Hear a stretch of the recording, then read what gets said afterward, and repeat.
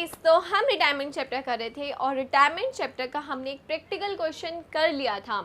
अब इसके बाद है कि जो भी रिटायरिंग पार्टनर का अमाउंट निकलता है जिसे कि हम लोन अकाउंट में डालते हैं, तो वो लोन अकाउंट किस तरीके से बनता है, किस तरीके से हम आइडेंटिफाई करते हैं कि इंटरेस्ट कैसे लगाएंगे, किस तरीके से अमाउंट दिया जाएगा।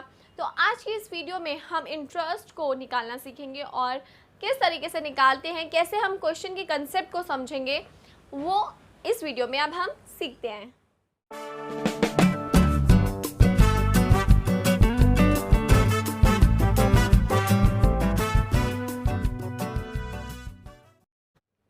तो अब स्टार्ट करते हैं कि लोन किस तरीके से रिटायरिंग पार्टनर को दिया जाता है, लोन की कैलकुलेशन किस तरीके से की जाती है।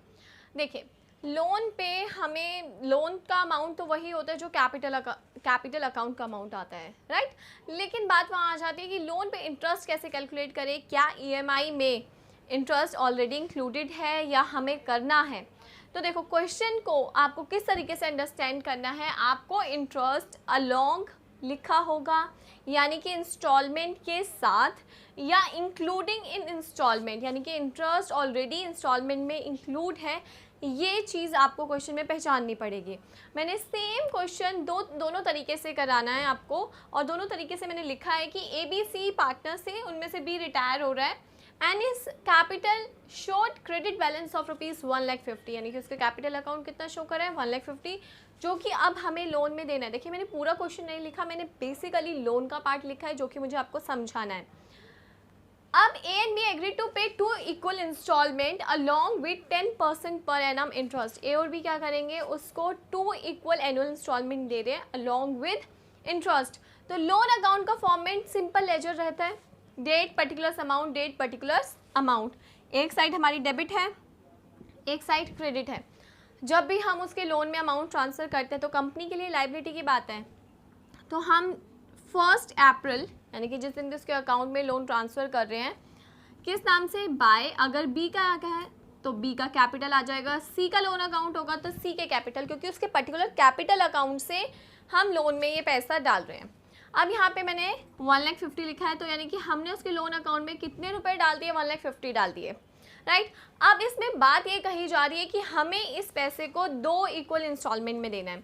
तो 1,50,000 का अगर मैं हाफ करूँ तो कितना होगा, 75,000, यानी कि मेरी एक इंस्टॉलमेंट 75,000 की होगी और सेकेंड इंस्टॉलमेंट भी 75,000 की होगी, राइट।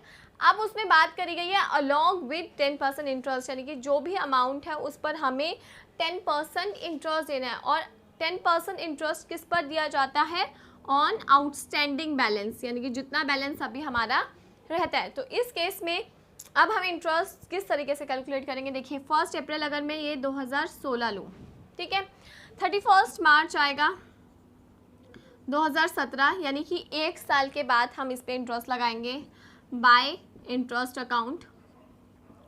1,50,000 का 10% कितना होगा, आउटस्टैंडिंग 1,50,000 था, उसका 10% हुआ 15,000, राइट। तो हमने 15,000 इंटरेस्ट लगाया सबसे पहले, और सेम डेट पे हम उसे ये पैसा दे देंगे। तो जब हम पे करेंगे तो टू बैंक अकाउंट। अब 75,000 की तो हमारी इंस्टॉलमेंट जानी थी प्लस इंटरेस्ट, तो 75,000 प्लस 15,000 कितना हो गया, दैट इज़ 90,000। तो 90,000 हम उसे इंस्टॉलमेंट में दे देंगे। अब रिमेनिंग हम लिखेंगे कि रिमेनिंग अमाउंट कितना है। रिमेनिंग अमाउंट होगा टू बैलेंस CD, कितना होगा 1,50,000 का 75 रिमेनिंग रह गया, क्योंकि जितना इंटरेस्ट लगा था उतना हम ऑलरेडी पे कर चुके हैं। अब यहाँ पे हम इसकी टोटलिंग लिख देंगे, दैट इज़ 1,65,000, 1,65,000। तो 1 साल ये क्लोज हो गया हमारा, ठीक है। जो बैलेंस CD होगा वो भी सेम डेट होगा 31 मार्च 2017। अब इसका बैलेंस BD करेंगे जो कि होगा 1 अप्रैल 2017। अब बैलेंस BD करने के लिए बाय बैलेंस BD कितना, 75,000, उसका ड्यू कितना है, 75,000 है। अब इंटरेस्ट लगाएंगे 31 मार्च 2018, क्योंकि एवरी ईयर हम एक इक्वल इंस्टॉलमेंट दे रहे हैं, वो भी ईयरली। तो ईयरली यानी कि ईयर का इंटरेस्ट लगाएंगे बाय इंटरेस्ट अकाउंट। अब आउटस्टैंडिंग अमाउंट कितना था, 75,000, तो 75,000 का 10% कितना होगा? 7500।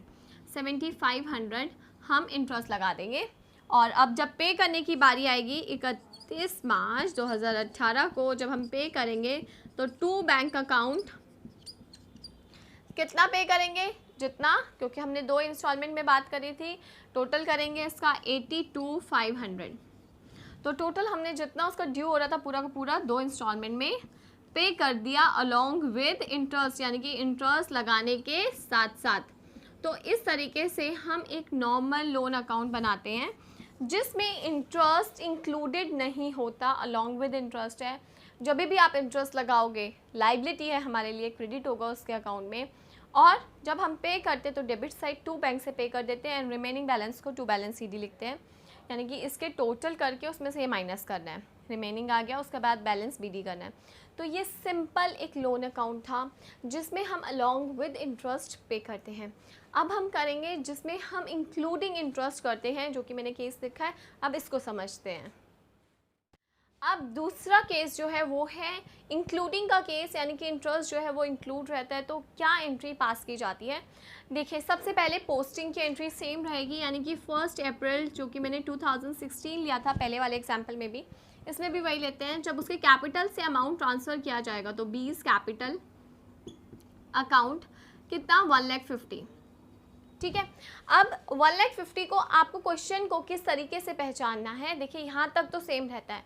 अब क्वेश्चन को कैसे पहचानना है? A and B agree to pay 2 yearly installment, 2 साल के इंस्टॉलमेंट ऑफ ₹75,000 ईच। 75,000 ईच है installment, including interest 10% per annum, यानी कि 75,000 में इंटरेस्ट क्या है? ऑलरेडी इंक्लूडेड है, यानी कि हमें 75,000 के अबव पैसा देने की ज़रूरत नहीं है। और उसके बाद outstanding balance and balance including interest in 3rd year, और जितना भी हम बैलेंस देंगे उसमें हम 3rd ईयर का इंटरेस्ट इंक्लूड करके देंगे। ठीक है। तो अब हम एक बार सॉल्व करते हैं, आपको डिफरेंस पता चलेगा कि क्या डिफरेंस है। बी के कैपिटल अकाउंट से 1.5 लाख रुपये हमने डाले। अब 31 मार्च यानी कि 1 साल के बाद हम इंटरेस्ट लगाएंगे, तो बाय इंटरेस्ट अकाउंट 2017 ईयर आ जाएगा हमारा। इंटरेस्ट जब हम लगाएंगे तो 1,50,000 का 10% 15,000 होगा। ठीक है।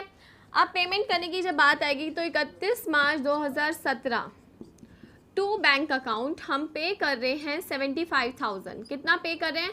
75,000 पे कर रहे हैं, जिसमें ऑलरेडी इंटरेस्ट इंक्लूडेड है। अगर 15,000 इसमें इंटरेस्ट इंक्लूडेड है तो प्रिंसिपल अमाउंट क्या है? देखिए, 75 अगर मैंने आपके 75 रुपीज़ देने हैं, 75 रुपीज़ कह रही हूँ, सॉरी, 75,000 मैं आपको दे रही हूँ और इसमें 15,000 सिर्फ इंटरेस्ट था, तो 60,000 यानी कि बैलेंस का 75,000 माइनस 15,000 जो अमाउंट है वो क्या है? प्रिंसिपल है, यानी कि 1.5 लाख में से हम सिर्फ जो अमाउंट पे कर रहे हैं वो कर रहे हैं 60,000, क्योंकि बैलेंस तो इंटरेस्ट है। तो इस तरीके से हम पे कर देंगे। उसके बाद हम टू बैलेंस सीडी निकालेंगे। वो किस तरीके से निकलेगा? सेम वही, इधर की टोटलिंग करेंगे, दैट इज़ 1,65,000 माइनस 75,000, हम माइनस करेंगे तो आ जाएगा 90,000। तो बैलेंस सीडी के आगे हम लिख देंगे 90,000 और यहाँ आ जाएगा 1,65,000। राइट। सेकेंड ईयर 1 अप्रैल 2017 को हम टू बैलेंस बीडी करेंगे, कितना होगा? 90,000। अब 31 मार्च 2018 का जब हम इंटरेस्ट लगाएंगे यहाँ भी बाय इंटरेस्ट अकाउंट, कितना लगेगा इंटरेस्ट? इंटरेस्ट लगेगा 90,000 पर 10%, जो कि है 9,000। अब पेमेंट करने की जब बात आएगी तो हम पे करेंगे 31 मार्च 2018 टू बैंक अकाउंट 9,000 तो इंटरेस्ट है। ठीक है। तो 75,000 हम उसे टोटल पे कर रहे हैं, जिसमें 9,000 इंटरेस्ट है। तो रिमेनिंग अमाउंट कितना रहा? 75,000 में से 9,000 गए, तो 66,000 जो है हमने उसको 1,50,000 में से दिए। देखिए, 1,50,000 में से पहले हमने उसको पे करे 60,000, तो हमारे पास बचा 90,000। अब हम उसे 90,000 में से कितने दे रहे हैं? 66,000। तो उसका रिमेनिंग अमाउंट कितना बचेगा? 24,000, यानी कि उसके अभी प्रिंसिपल अमाउंट में से 24,000 हमने देने हैं। तो बैलेंस CD कितना आ जाएगा? बैलेंस CD आएगा आपका 24,000। चाहे तो आप क्रेडिट साइड में से डेबिट साइड माइनस करोगे तो भी 24,000 ही आएगा। तो अब हम यहाँ की टोटलिंग करके इसको क्लोज करेंगे, ठीक है। अब हम इसको और आगे करते हैं। लास्ट इंस्टॉलमेंट रह गई है हमारी by balance BD। Balance BD कितने से होगा? 24,000 से होगा।